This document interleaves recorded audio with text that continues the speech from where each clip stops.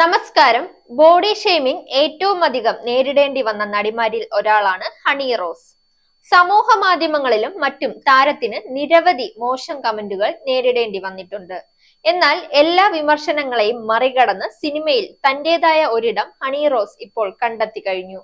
മാതൃഭൂമിയുടെ ഫെസ്റ്റിവലിൽ വന്നപ്പോൾ താൻ നേരിട്ട ദുരനുഭവങ്ങളെക്കുറിച്ചും അതിനോടുള്ള തന്റെ നിലപാടുകളെക്കുറിച്ചും ഹണി റോസ് സംസാരിച്ചു. വിമർശകർക്കുള്ള കൃത്യമായ ഒരു മറുപടി തന്നെയായിരുന്നു ഹണി റോസിന്റേത്. ഹണി റോസ് പറഞ്ഞത്, ബോഡി ഷെയ്മിംഗ് മോശം ചിന്താഗതിയാണ്, മാറേണ്ടതാണ്. അത് പല വർഷനായി ഞാൻ അനുഭവിച്ചതാണ്. ഇപ്പോഴത് കണ്ടില്ല കേട്ടില്ല എന്ന് വിചാരിച്ച് മാറി നിൽക്കാനും കഴിയുന്നു. എന്റെ ശരീരത്തിൽ ഞാൻ പ്രൗഡാണ്, സൂപ്പർ പ്രൗഡാണ്. എനിക്കുള്ളതെല്ലാം എന്റേതാണ്. അതിൽ ഞാൻ അഭിമാനം കൊള്ളുന്നു. ഉദ്ഘാടന വേദികളിൽ പോകുന്നതും ജനങ്ങളുമായി നേരിട്ട് ഇടപഴകി അവരുടെ സ്നേഹം തിരിച്ചറിയുന്നതും ഞാൻ നന്നായി ആസ്വദിക്കുന്നുണ്ട്. ആരുടെ അടുത്തു നിന്നും ഒരു മോശം അനുഭവവും ഇതുവരെ ഉണ്ടായിട്ടില്ല.